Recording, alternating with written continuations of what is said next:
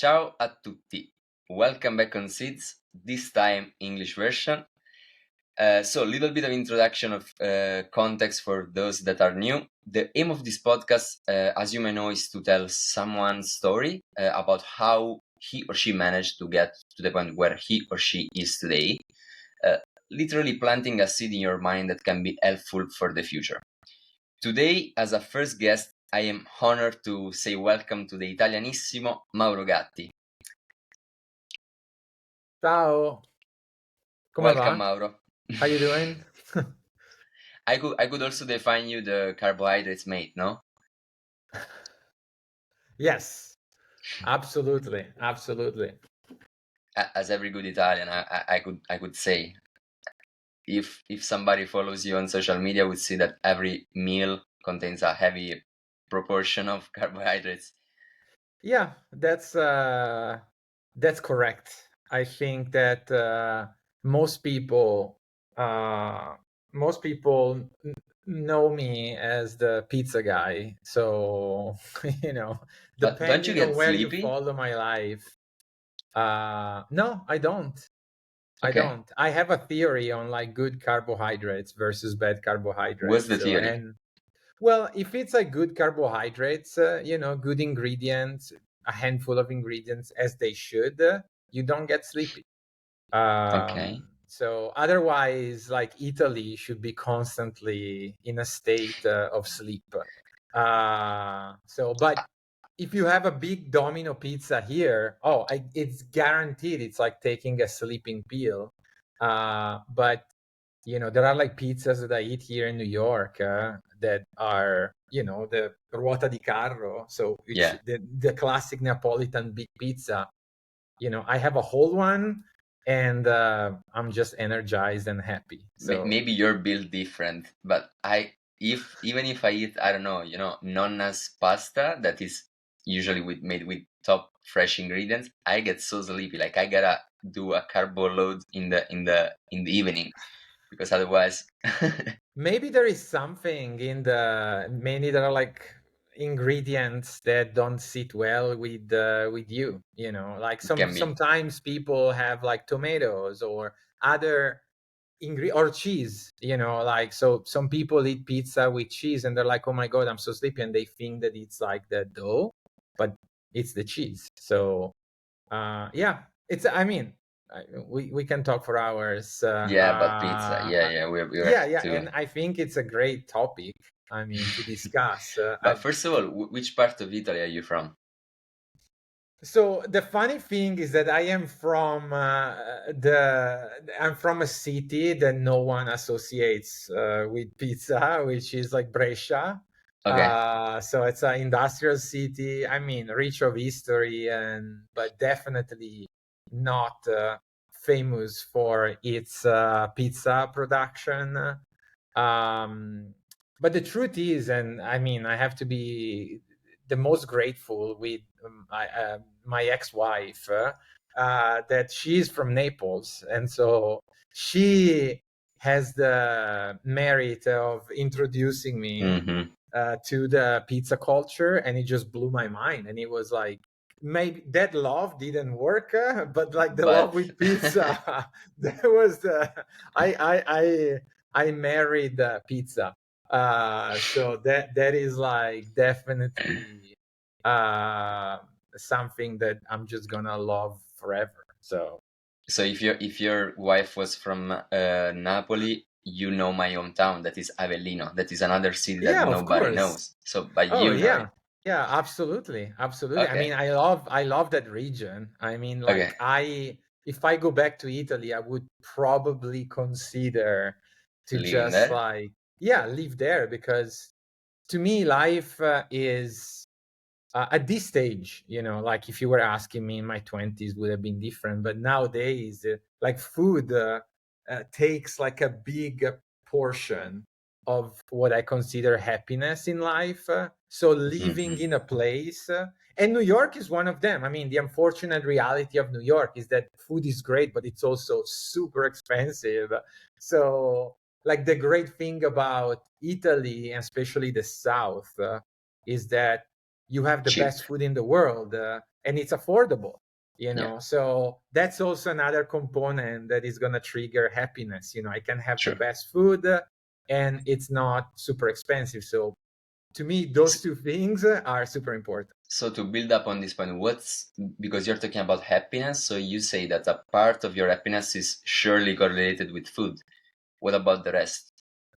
How do you compose your People, happiness? Okay. like, people is very important, like, and it doesn't mean that you have to go out and party all the time. It's just like the connections that you create with people are very important, and feed those connections feed into personally my happiness. And again, if you are asking me in my 20s, it would have been different because it was more about like success, career, doing, and I want to get to this point exactly because that's more or less uh my age and our target for yeah. this podcast, and so um it's a good point. but yeah, so for me, again, it's like food, people, and sharing your experience, because I feel like that experience is one of the most valuable currencies that we have in life. And so I feel like that you get to a point where you just want to share it. You just Hmm. want to make sure that you can transfer something to whoever is like starting into this job, or like thinking about like moving abroad, or like everything that you have done Wonderful. Yeah. holds value, and keeping it for yourself doesn't do any good. So I feel like that sharing that. So I feel like that these 3 points are very important. And in people, of course, you include like relationships, family. It's a very generic Yeah. label to say that, like, cultivating healthy relationships is like paramount to your personal happiness. Okay, let's do one step uh, in the past. Let's say if you had to describe me, because you were talking about yourself in the 20s, but let's go even before that part. So because I wanted to see a kind of relationship between who you are today and who you were, at least what do you remember about that? So if you had to define what kind of kid were you, what would you say? um I was I think, like, I come from a small town. I said Brescia just because if I say Palazzo sull'Olio, I mean, it's even like harder to point it on the map. But I come from a small town, and I always felt like that I wanted to go somewhere. Like, I always felt every time I was watching the television. I'm a kid of the 80s, and so, like, we were just watching TV. There was no internet, no iPads, no phones, uh, and so I was looking at the world through the TV screen, and I was a very creative kid. Like, um I think that my mom found some like early drawings that I did when I was in kindergarten, and I was like, oh, okay. So that passion for, like, not drawing per se, but just expressing your creativity, and Yeah, creativity can be expressed in any form. But of course, if you're a kid, it's art is the most accessible, um way of like, expressing it. medium of expressing your Hmm. creativity. um so as a kid, I feel like that I always felt like I was a little bit constrained by the mentality and the boundaries that I had at that local level. For as much as, of course, I appreciate the fact that I didn't grow up in a big city, and so I have like a small town mentality, but like I had this aspiration of like doing something, like bringing my creativity to a bigger stage, to more people. So Can you uh define your small town mentality? Like, why is that positive for you? What is it, and why is that well, positive? it's positive because I feel like that you grow up in a place where you can walk everywhere, where pretty much everybody, Hmm. where you're pretty much like, yeah, I mean, you're like in a situation that is somehow untouched by the you know things that you experience in a big city. So I don't know, again, like I was walking to school, I Sure. was walking to see my friends, Yeah, you yeah. have like, The life of southern Italy, I would say. But even if you are in Brescia, yeah, but I can yeah. relate. And I'm not saying that it's better, I'm just, and I have memories of, I was like a little, um like a little nerdy kid that was also bullied. I mean, I'm not Okay. saying that, oh my god, it was like the best, but I feel like that it gave me some values that I was able to transfer in my life. So it's very subjective, like Mm, some people, they uh, were brought up in a big city and they were dreaming about the countryside, and true. it's always like the grass is greener, Yeah, usually somewhere it's like else. that. You wish the thing you didn't grow up in or Yeah, with. but there is like I mean, there is like a like reality, some real things to consider. That, I mean, if you want to create like an agency, I mean, you Yeah, want to you gotta create that move. in New York, in Milan, in Paris, in London. I mean, you don't want to create it in Palazzo sull'Olio, because, I mean, for as much as it's cool, and I have friends that they have the agency there, um, the gamut of possibilities is reduced Totally. compared to Yeah. the opportunities that you can find in a metropolis. Okay. So let's say that you understood that the creativity was your thing.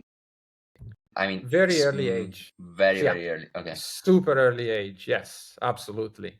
And I had to fight a little bit the fact that my mom wanted me to have like an office job, Mm, possibly in the same town, possibly very close to my mom house, but that's Italy.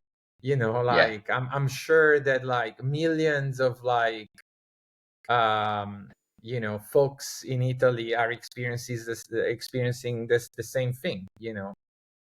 And um so, if you understood that creativity was your thing as at a young age, then how were you able to identify your path? Was it clear? Was it mm, because I guess it wasn't that clear what to do. well, again, first of all, you have to like place my experience in that period of time. Yeah. Like nowadays it will be much easier to understand, oh, I want to be an illustrator, I want to be a designer. Just go online, you have endless free resources. Like when I was born, we had like rotary phones, Hmm. like Yeah. people that had like a TV with a remote were like luxury, like were like, oh my god, they have money. So you know when I was like doing my drawings and I was watching TV, to me commercials were the biggest outlet for creativity. Like I wanna do a commercial, I wanna work in advertising, because that was the Mm, main I think opportunity at the time. But I didn't do any study related to art, because I mean there was either the art academy or nothing, yeah. because again, internet wasn't even there. The idea of digital art was something that existed, of course, but wasn't really an opportunity. Sure. Like there was not a medium that was like so popular and widespread to become an opportunity for digital artists. So I think I slowly got into that. I mean, I had very lucky, events that happened, that because, success is always like a combination of like talent, dedication, but luck, Luck. right Hmm. place, right time, right people. So I was just led into understanding, realizing that, oh, I can make some money doing this, so I'm not gonna be, like a starving, artist. Yeah. So I can make some money, I can build a career. And so one event, led to another. Was there a specific point that you remember when you understood, oh, I can make money out of it? Yeah, of course. Yeah.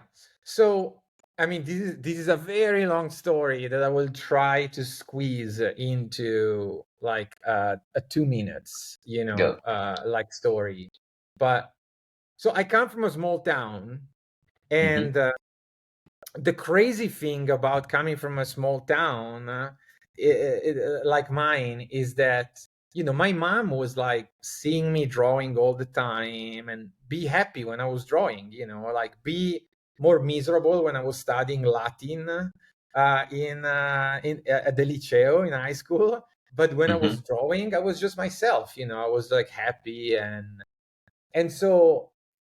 And that's why I owe like a lot of gratitude to my mom, even if she even now wants me to go back and live, uh, in the same town. Is that she was like, I wonder if I can find an opportunity for him to be an artist. Yeah. And so again, I come from a small town, but my mom cousins are twins. Okay. And in the 90s, they were like super successful, and they were doing CD-ROMs. They're called like Yeah. Gemelli Carraro twins. And in the Okay. 90s they were like, and I think early 2000s, in Italy and in Europe and around the world. I feel like they ended up on the cover of like Wired. So, Okay. but they were from my small town. So my mom, when I was 15, talked to them and say, look, my kid is passionate about this. I have no idea if that's a job or not. And they Hmm. were like, yeah, send the kid in the studio and we'll see what to do. And I feel like that they saw something in me, because at the time I was already like using Photoshop, like I was just a kid with a lot of energy, ideas, and passion. And so I started working in the CD-ROM business while I was still in high school. And I remember that they gave me the first check, and it was like a good amount of money for the time. And I was like, whoa, I mean, like Wait, that's wait, wait, wait. incredible. Yeah. So so for me that was like the first like sign to understand that I was on on the The right right. path to Yeah. somewhere. I didn't know at the time where that would have led me, but that was definitely a first indication of what I was saying before. Yes, I was talented. Yes, I was passionate. But without that connection that just happened Mm. by sheer luck, It would I have don't been know if possible. I would Mm. have started in that business. Sure. Yeah, because I read recently that you said that basically one of the most important skills or soft skills to have for you is the networking skill, right? Yes, that's definitely like something that is very, very, very important. Yeah, so that Uh, basically it's also a constant of your life because basically thanks to your mom's network in a way, or I mean, this wasn't probably your merit because it was your mom initiative. So Still the same DNA. So yeah, exactly, exactly. So she was sharing this kind of idea even probably unconsciously. yeah, yeah, no, absolutely, absolutely. I feel like that, knowing more people, Hmm. not just in your area of business, but like even people that are like tangential to your business. I feel like it's very important because it enriches your life. It gives you more knowledge, and of course creates also in a opportunistic way, it creates opportunities. True. Yeah, of So course. Let's now come to, let's say, the part of your life in which you are a bit more a grown up. and you decide to launch your own projects, because now you run the Happy Broadcast, that is a project to spread positivity. You could also give us some, let's say, explanation on what's its purpose. But you also started many years ago in Milan, your career, right? Yeah. Okay, so give us a picture of that frame of your life. I mean, I feel like that maybe people, like that are listening to this podcast, I'll just do like a brief, introduction. Um, you know, I don't consider myself like unique in what I do, what I've done, but definitely there is some sort of uniqueness. Um, and that's and you can say that that makes it very hard to label me, because a lot of people, they do Mm-hmm. one thing and they do it for their whole life, and they become the best at it. um but for me, that never worked. Like, I feel like that my who I am is like fed by curiosity, um the love, an incredible love for technology. I said that I was a nerd when I was a kid, and that's still the case. And then I love innovation, and then I love education, and so all of these things, they come together to make me who I am. So I mean, I think this year marks, because I started when I was 15 and I'm 45, so this year has been like 30 years, Okay. that I've been doing this on and off. um and so I work in advertising. I created my digital agency in Milan. Yeah, I that was worked. your first project, let's say, on your own, or no? Yes, you can. I mean, I've been a freelance before, and I consider Okay, freelance being like an of entrepreneur course. as much as having Mm-hmm. your own agency. um and then, yeah, I work as a creative director for like big But we will get companies. to that, to Yeah. get point. But for example, you started as a entrepreneur in Milan many years ago, and then you changed your life. Like, what happened? Why did you decide to switch? Because of what I said before, like, um I enjoy, I enjoy like learning. I enjoy meeting new people. I enjoy like building projects. But if they get to the point where I feel like I stalled, where I feel like there is nothing more that I can give, I just Mm-hmm. don't want to be stuck in it. I just want to move on. And if that means like changing industry, if that means like do something completely different, I'm okay with it. Because again, for me, you know, creativity is not like something that you associate specifically with one thing. To me, creativity is self-expression, and it can be applied to everything. So I had an advertising agency in Milan, and then my next job was to work in animation at Netflix. Yeah. Like, so it's like there is like a connective tissue, which is like creativity is needed to do everything, to do both. But like at that time, I was like, I want to learn something new. I Mm-hmm. want to do something different. I want to accrue more experiences, because if creativity is a mission, it is a mission. For me, creativity has never been like a mean to make money. That's Okay. important, because you need money. I love, as I said, I love to eat expensive food. So you need the money for it. But if it's a mission, it means that like you have to express yourself, like, and uh, creativity to me is not just isolated to the arts. It's a broad term that, Can I a mean, podcast be creativity? 1,000%. Okay, Yeah. thank you. I mean, a podcast, Yeah. again, like, I feel like that whenever you're like expressing something that,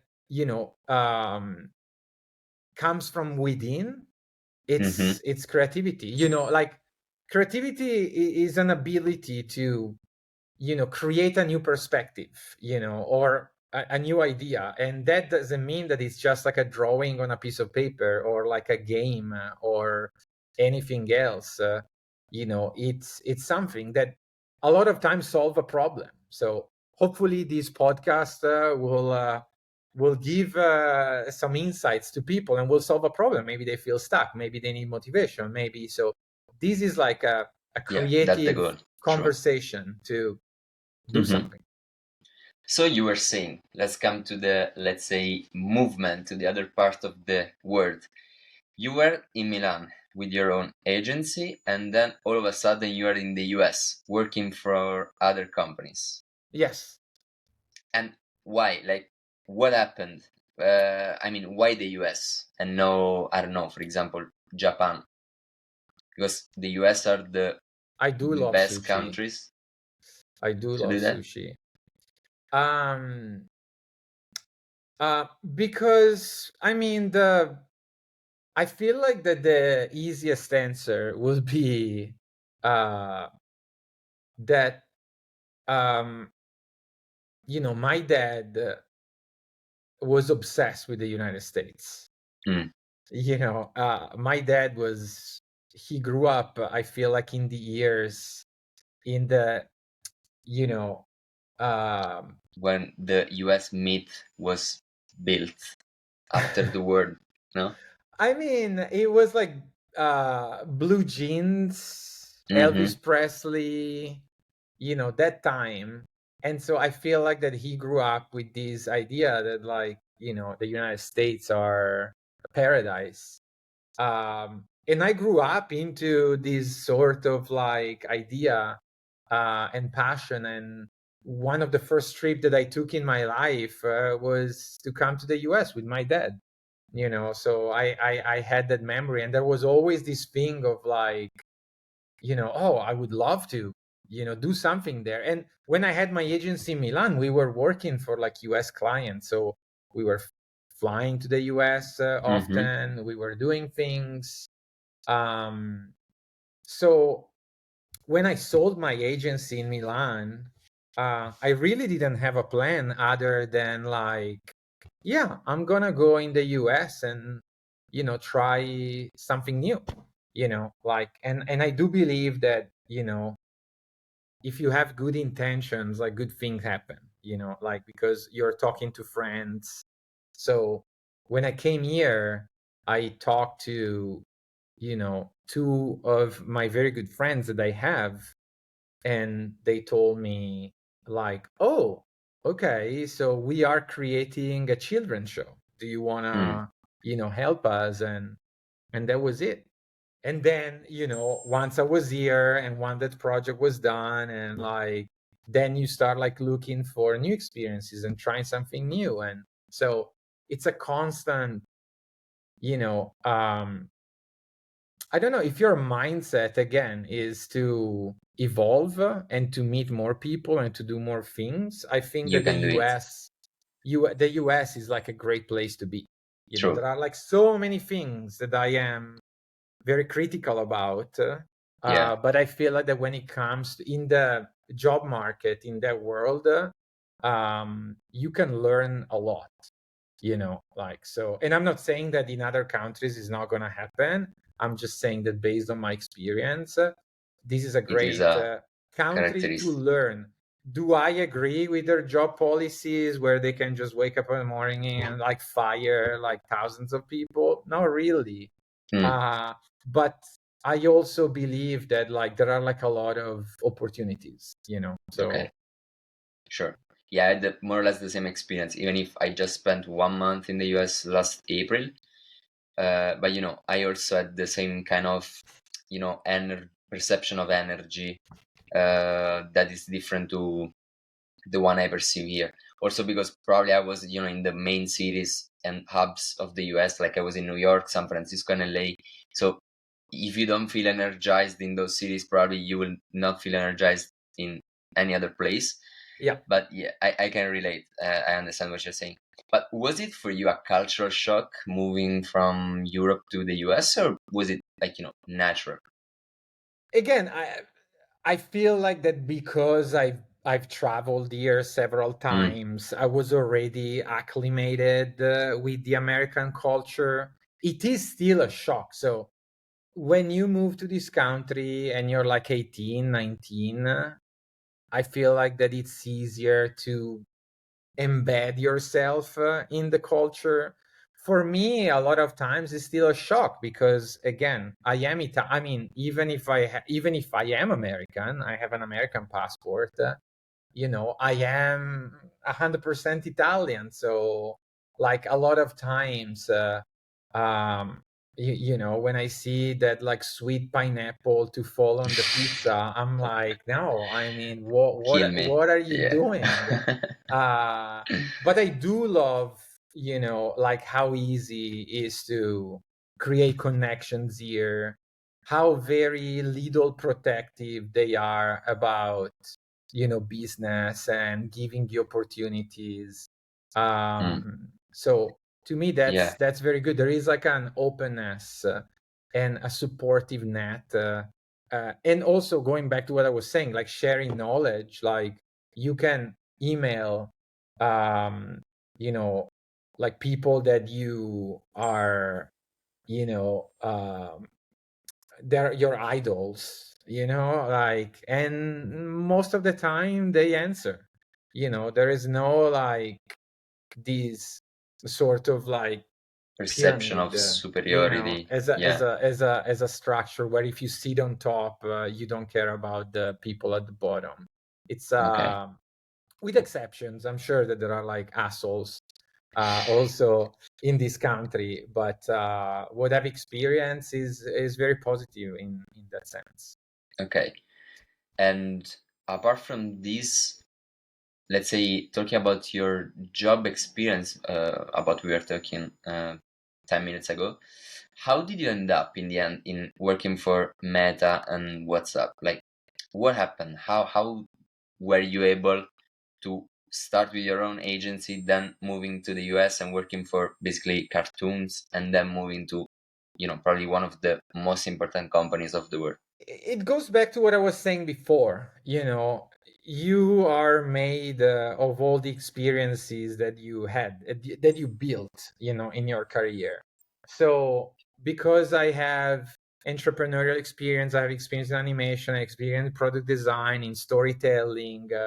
So that makes me a very experienced and whole creative director in the business, because, as I said in the beginning, I never believed in like I have to be the best at one thing.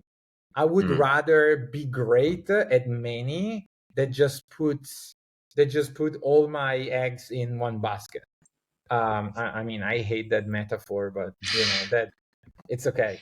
it's fine. It's fine. um so again, after different experiences, I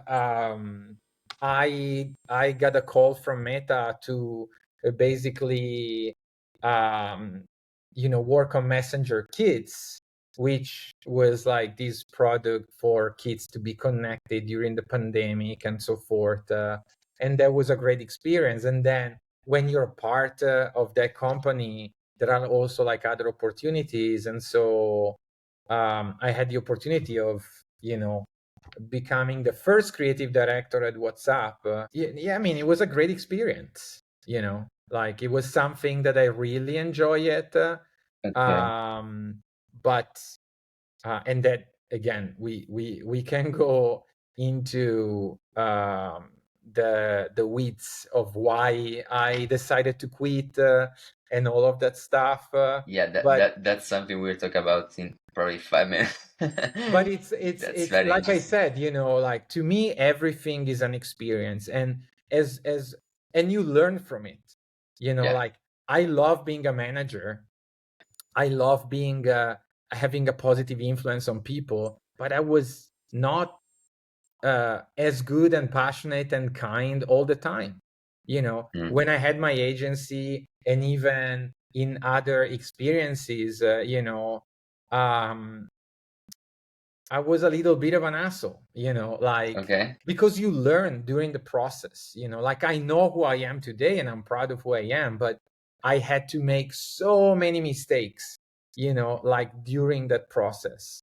Um, Mm. So it goes back to what I was saying before. It's like experience, you just, that's the only thing that you can do, like just to get better day after day. And that comes with also a lot of mistakes, a lot of like hurting other professionals or things like that. I mean, I've never done anything like, a Too terrible. bad. Too bad. I didn't slap anybody. But again, like when you, and that's another topic that we can talk about, but like when your life and work balance is not there, so when work for you becomes life, you Yeah, become obsessed by it, so all of your happiness is like related to how successful is your business, or like uh your just being the best, performance. at Yeah, what you do without caring too much about other people's feelings and so forth. So again, in time, you come to realize that, you have to create that separation. That work is work, and you can be the best at what you're doing, you can be passionate about, but life is another thing. And that's why I always say that, like, life goals and career goals should never be the same. true. Okay. So basically, if you had to describe your job as a creative director, what was it about? Like, what was your real job when you were in the morning in the office? What was your tasks? Like at Meta, Yeah, oh, a lot of meetings.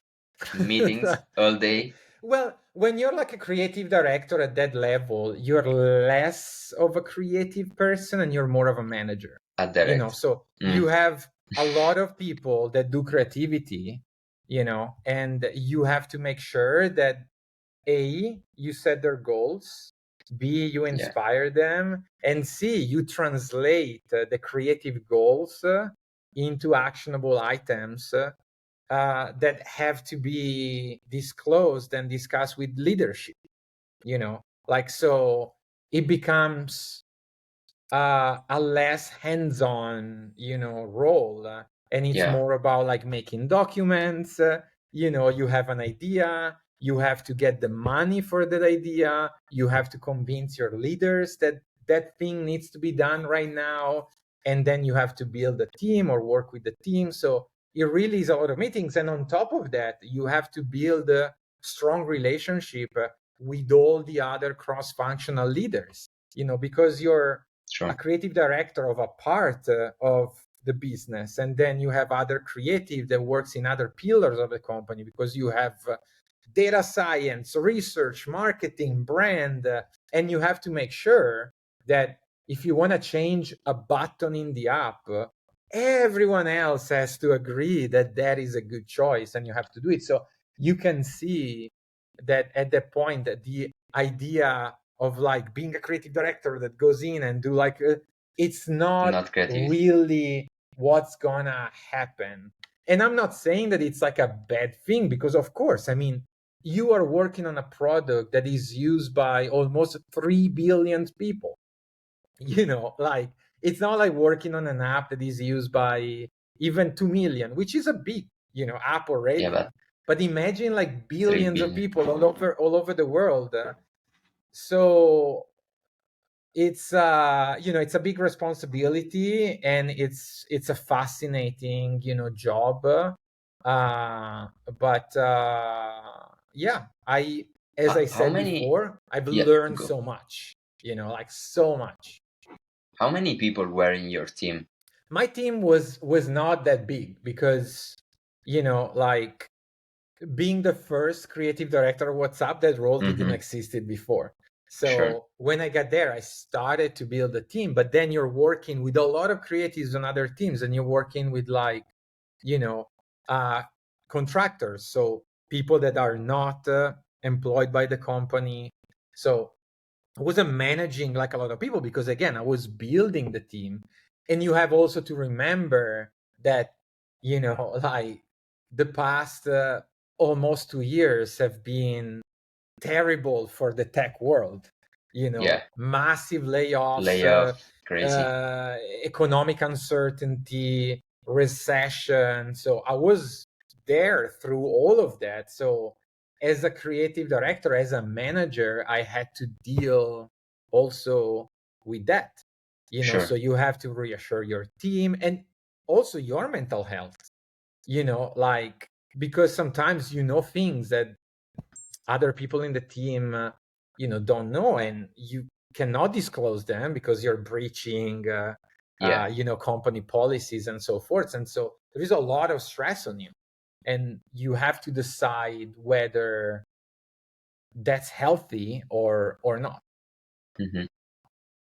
It's kind of fascinating because when you were talking about the layoff, actually, as I told you in April, I was in the US, and I was in the park that is basically the one in front of the painted ladies. I don't remember the name, Okay. but I met a guy, a random guy, and I have this thing that when I'm in the mood, I go talk with strangers, as I do, for example, for my podcast, just to know what happens, like how's their life in general. Like if I have a question for them, for example, how's living in San Francisco? That was the question, Yeah. and he told me. I mean, he answered my question, but he also opened himself, telling me that he was just fired by his company because it Oh, was in a tech company as well. But for me, it's kind of fascinating how he talked about it.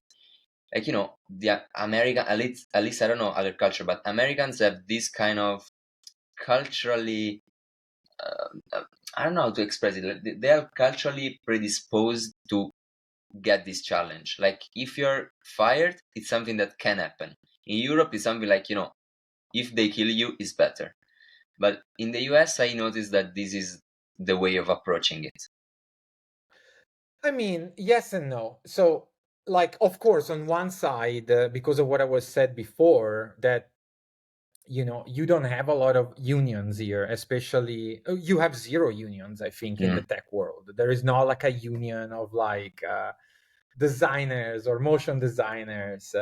So companies, I mean, when you work in this business, you're used to that. You can wake up one morning and they just fired you. There is no two strikes, three strikes, and then yeah, we're gonna talk to the union and like all of a decide on a. sudden. No, it's all of a Yeah, sudden. So they're more used to it. Does that mean that they're not impacted mentally? No. of I course mean, not. I've Yeah. talked, I do a lot of mentorship on a website called ADP List, and in the past 2 years, most of the conversation that I had were like with people that lost their job and couldn't find another one, and it was hard. I mean, it's hard for a lot of people Mm, because like living in New York is like super expensive. So if you lose your job and you don't find another job yeah, it's a in the mess. span You're of done. like a couple of months, you have to leave and maybe go back to your small town, and it's a failure. And because you have all your life here, all your friends are here, and if you cannot be here anymore, so it's challenging. It doesn't matter how like uh how often this thing happen, or how normal this is. It's always like it always have like a big impact on your mental health. Sure. Yeah, that's for sure. Mauro, there is this kind of trend. I mean, not trend, but usually when I have a guest, I ask my community, little community that follow me, if they have some kind of curiosities to ask and things that they would like to know. And we got in particular three curiosities, and the first one is from Andrea, and they're all related to some kind of WhatsApp business. So if you cannot answer, it's fine. Oh my god, okay. The first one is, how could you guys convince people in the US to use WhatsApp instead of iMessage? I mean, It's that's impossible. I In the mean, US, it's culturally eradicated iMessage. Yeah, but again, that's based on like security. That's based on like values that you cannot. But it's a big challenge. Yeah, it's Mm. definitely like a big challenge in the U.S. market because you have Messenger, because you also have like other messaging apps. But that's kind of fascinating as well because in Europe, for us, iMessage don't exist. I mean, we have it, but we never use it. At least great part of the population. Whereas in the US, is a total different habit about it. Yeah, but again, you have to think that like WhatsApp was, you know, a pioneer. Yeah, Like WhatsApp was the first one where you could do group chats, and that is what created in Europe that crazy penetration of WhatsApp. So um, it's just different. It will just take time, and who knows if they will be able to do it. But I mean, again, just because I don't work there anymore, I mean, I wish them the best. sure. Like, so I still talk to a lot of friends that work there. So, but again, I don't. Yeah, I mean, I don't know how useful it is for people for me Mm. to respond to WhatsApp questions. So Okay, okay, it's okay. But I mean, it's let's see if you know the answer. If you don't know it, you can also say I don't know, and we skip. yeah, yeah. Tommy asks, how often are you guys aware that the community is asking for something, but you just cannot give it? I mean, like every single day. I mean, like the company does a lot of user research, but like I said, it's very easy. This is a general thing. It's very easy for people to say, "Oh, you should change these," or it's like when you watch a football game, and like they miss a goal and you were like, oh, I would have done it. It's the same thing. Like it's very Yeah, easy, to just say like, oh, you just need to put a button there, but you don't know the implication that like a single change has on maybe a code base that is very complex, or maybe your change works because you're Italian, but in other cultures it would not work. So sure, it's complicated. That doesn't mean that users should not, suggest things, because that's the only way of getting a better product. It's called iteration.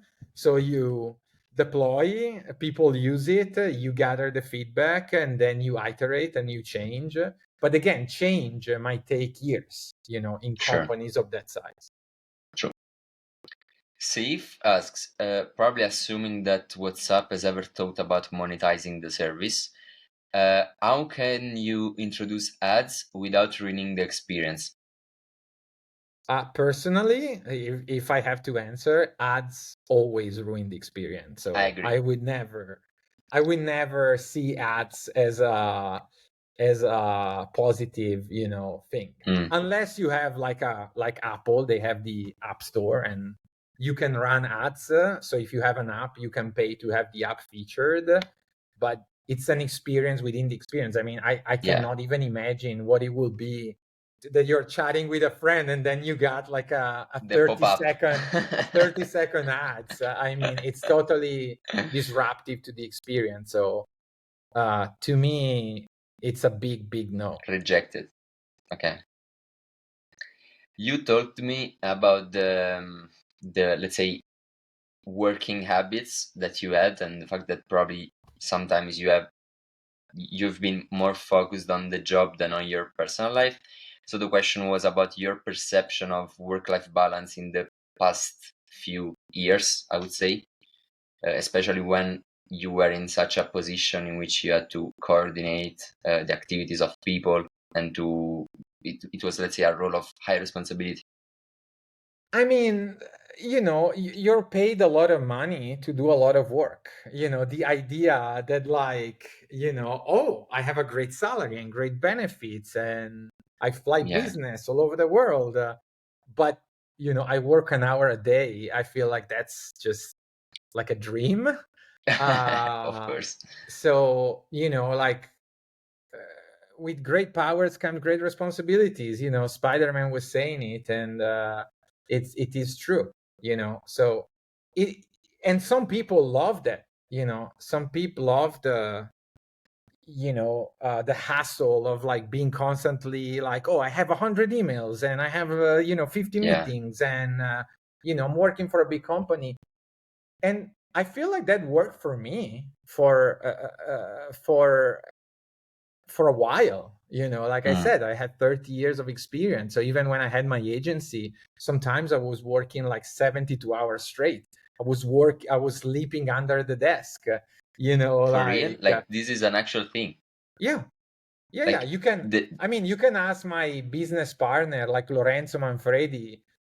We built the agency together. I mean, we have wild stories of like getting clients, and the deadline was like super close, and you just say yes because you want the client, but there are only 24 hours in a day, mm, and we were just working all the time. Like. Uh, but again, I feel like that there is, like at the time I didn't realize it, but the older you get, the more knowledge you build in terms of like, oh, okay, so what matters the most? And like I said in the beginning, to me now it's like what matters the most is like, things that are not really related to creativity. I mean, in recent years, I've more and more questioned myself on what is the meaning of being, like a creative person. And I mm, think it's,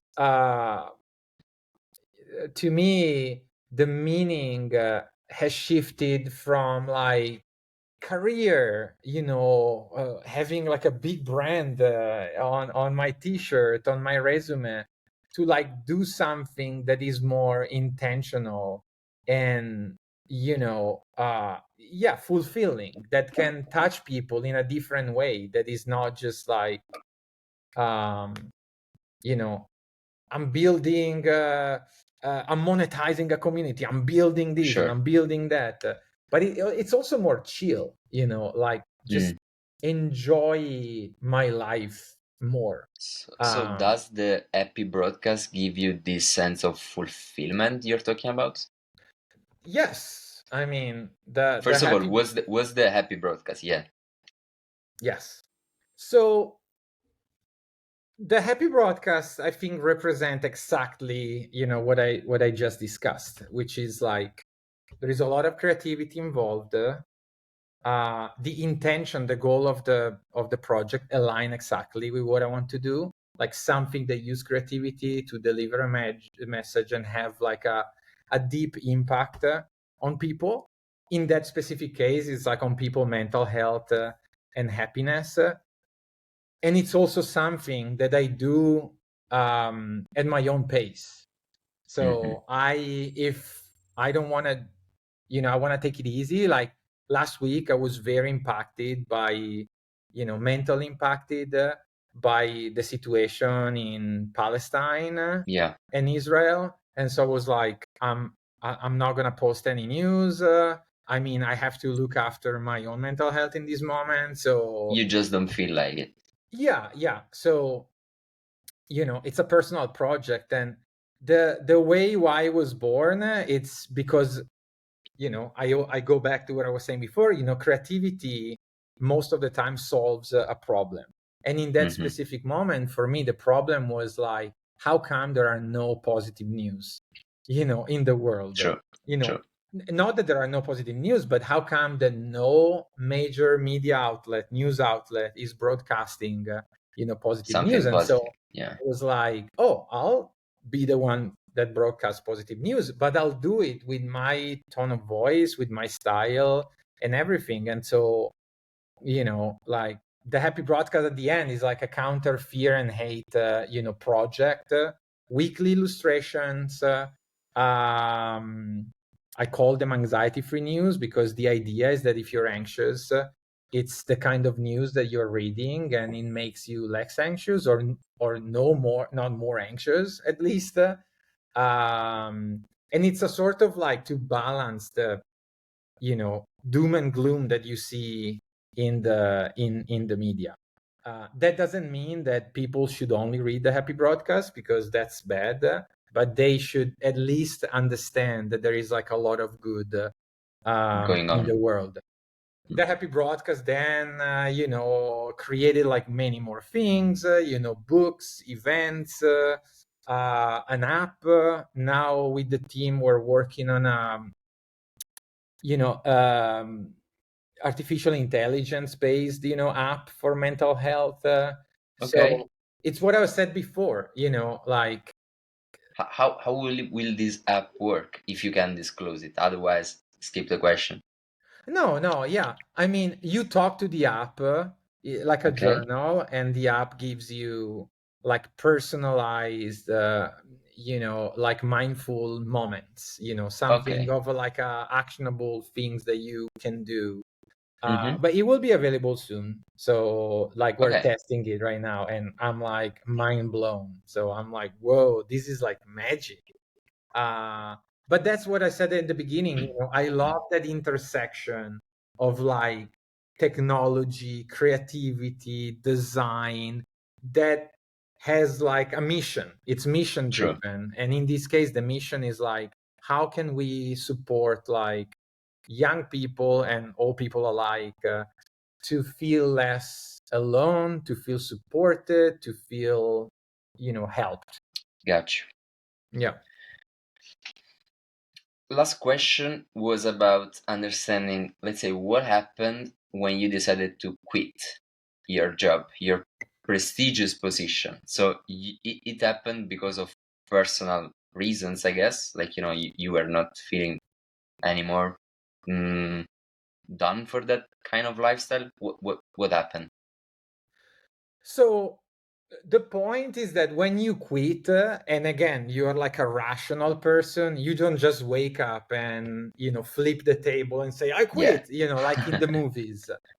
I feel like it's like a decision that it's like good coffee, it's like slowly brew over time. Mm, um the point is that, as time passes, you change a lot. We have talked several times in this podcast about how I was in my as a child, in my 20s, in my 30s. So, and that's the thing that I love, that we change, like, and not only we change like physically, like white hair, wrinkles, sciatica, and yeah. all of that stuff, Getting but bold. getting bold. But our values and principles change. It's what I said before, like in the 20s and 30s, you're more like obsessed with your career. Maybe you don't build people's skills, but then suddenly you work on yourself, you do therapy, you do all of the good things, and so your value changes. So Mm, what one seems to be like, oh, like when I had my agency, I was like, I'm so happy, this is gonna be my forever. And then after 10 years, you're like, I don't feel passionate about it anymore. um so once you accept that it's like normal for your goals and plans to change, um you I feel like and that worked for me. uh it made me feel like, okay, so that's how my life is going to be. um because you reached, let's say, a point of self-awareness in which you didn't think that that was a failure anymore, as you would have in your 20s or 30s, but it was no, rather a it's exact a never a choice. failure. It's never a failure when to me it's never a failure in general. The only failure in life is when you don't commit, and then Hmm. you're surprised that something didn't work. To me, that's a failure. Like the idea that I don't invest my energy and my passion, and then something doesn't work, and that's a failure, unless again there are like external factors, but that's a long conversation. But for me, it was like a decision of like, I want to do something different. My values have changed. I don't have that like, you know, same passion and same fulfillment working for like a gigantic corporation, Sure. and so I can decide to stay because of monetary reason or family Hmm. reason. So some people, they don't have the right situation to for change to happen. Yeah, You I have a also kid, guess you exactly. have a kid, you have responsibilities, like luckily or unluckily for as my mom would say, like I am in the position where I can take those risks. And if I didn't take it, it would be just bad for me. So I always talk about like that as humans, we tend to do things because other people do them. So, and we tend to not do things because other people will not do it. So, like when I tell people that I quit my job and they were like, wait, why? You crazy or what? Like it's a recession. It's like, but again, for me, the most important thing is to wake up happy. There are no amount of money that or it's money that you have to funnel into more therapy, pharmaceutical help, and that's not what I want to do. I still want to work. I mean, I'm not saying Sure. that like, oh, I enjoy. I mean, I've just been on a trip around the world for like 2 months, as you know, because we pushed back the podcast for a Yeah. while. You were in Bali, if I'm not wrong, when I we was in first texted. Europe, in Southeast Asia. So yeah, so I wanted to do that, like because I've never traveled without a job, So for me, when I travel, it was always, oh, it's gonna be 4 days, and I'm checking my Yeah. emails. And now I was just like, I'm Free. free, like.